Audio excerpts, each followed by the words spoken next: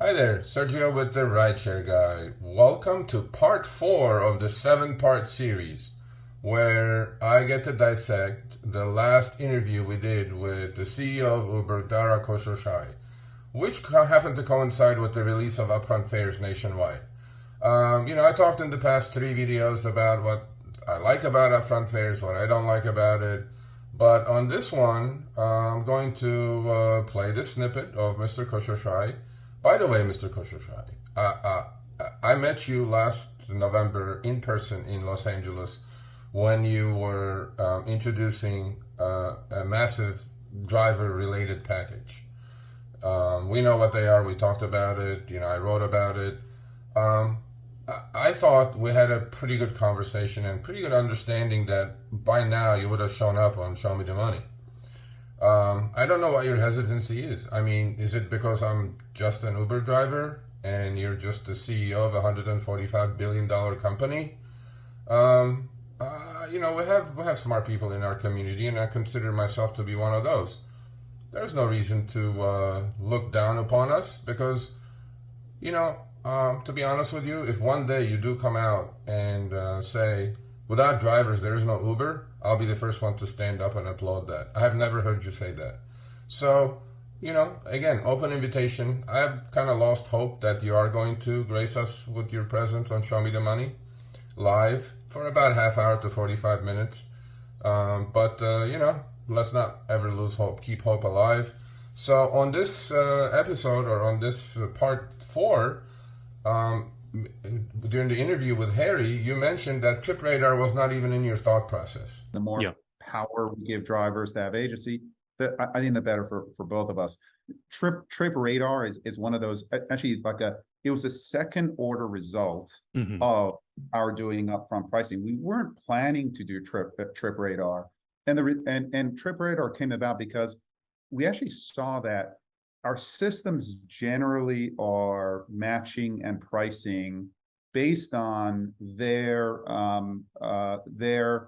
probability of said driver wanting to take this trip, and you're being optimal match in terms of network efficiency. You're covering the least amount of space to get to the pickup, etc.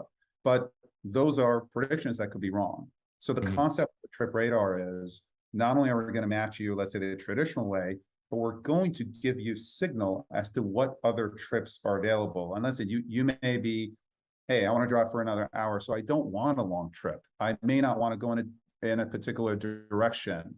There are other characteristics of trips that may be important to you that may not be important to the average driver that we're not taking into account in terms of pricing.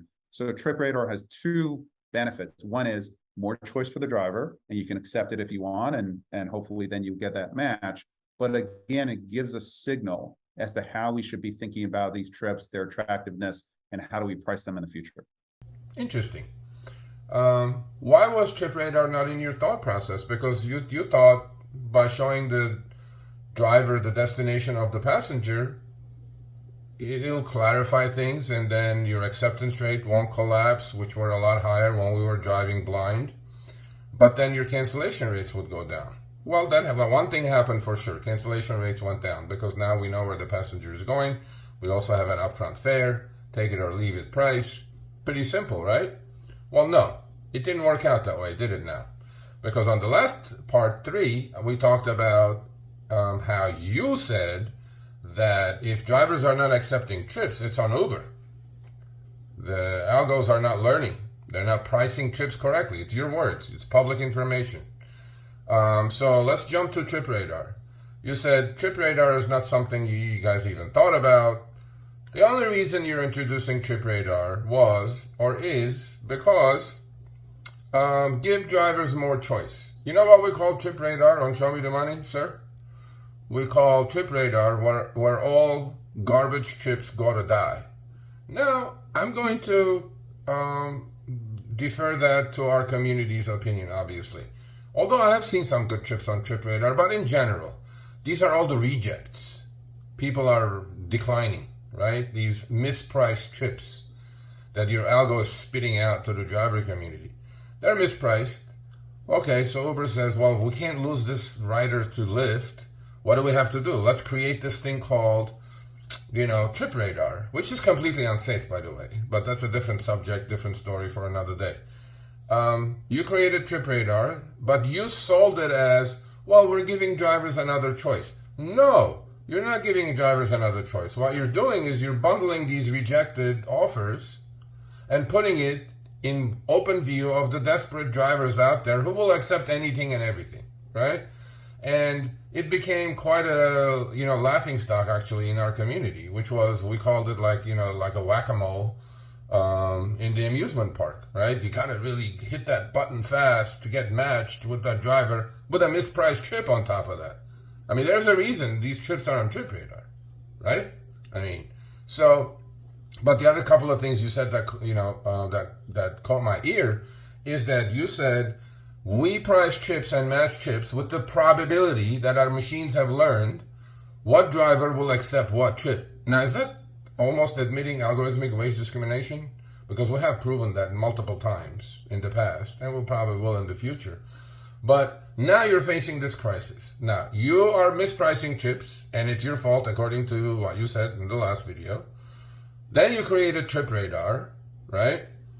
The reason I think you guys created Trip Radar is because trips are getting declined by the millions.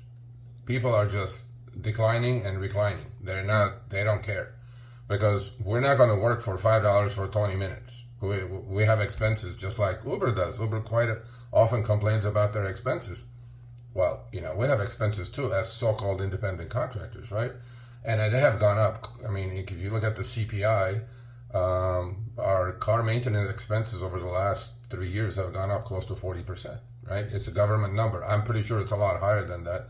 But the point is, Trip Radar has been created for trips to be seen by many, many other drivers in the vicinity. Now, we know this is hitting Uber hard, right? If Uber is getting hit hard by low acceptance rates nationwide, hence you guys created something called now advantage versus standard driver, where an advantage driver, right, with a 25% acceptance rate and less than 8% cancellation and a 485 rating or higher, starting in July, actually it started in many cities already, in 9 cities, they will get exclusive trips, and they will also potentially get paid 5% more than something called a standard driver. Those standard drivers, I guess, are the ones that are messing up the network by declining.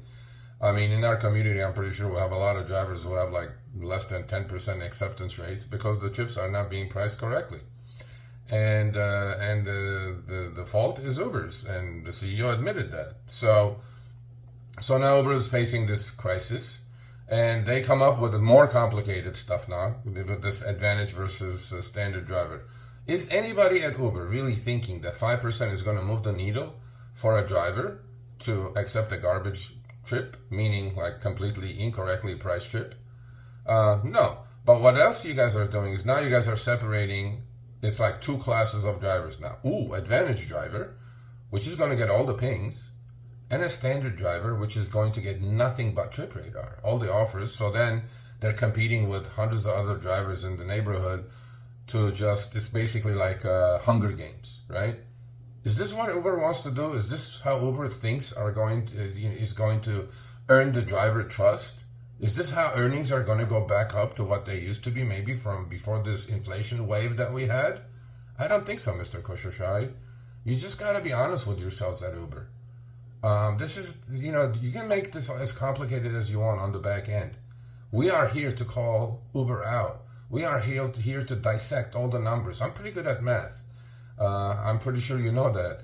And, all these things don't work. Just keep it simple, stupid. Go back to a rate card. Show us the destination. Pay us fairly. We're not looking to be billionaires doing rideshare, okay? But then if we don't get paid fairly, we're going to decline trips.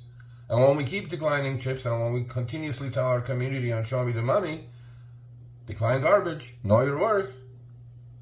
That's what you're going to face. You're going to keep facing that. You're going to keep facing lower acceptance rates and higher spinner rates, which means the rider is going to keep waiting because, you know how the spinner rate, by the way, audience, is when you order a trip as a rider, Uber will tell you matching with a driver. And there is a spinner, actually, it kind of spins.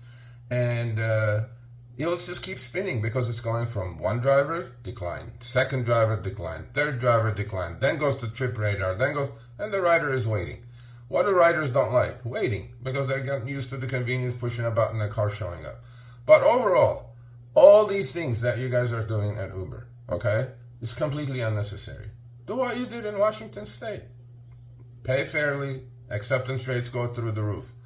If you guys think that paying 5% more and putting some people in jail actually, or creating a two-class citizenship now in the driver community is going to gain your trust or earn your trust or is going to, punish people, people are still going to decline. It doesn't make a difference. If a trip is not profitable, we're going to decline, period. That means it's on you. That means you priced it incorrectly. So with that said, please stay healthy and be safe out there. I will see you all on part 5 of the 7-part series.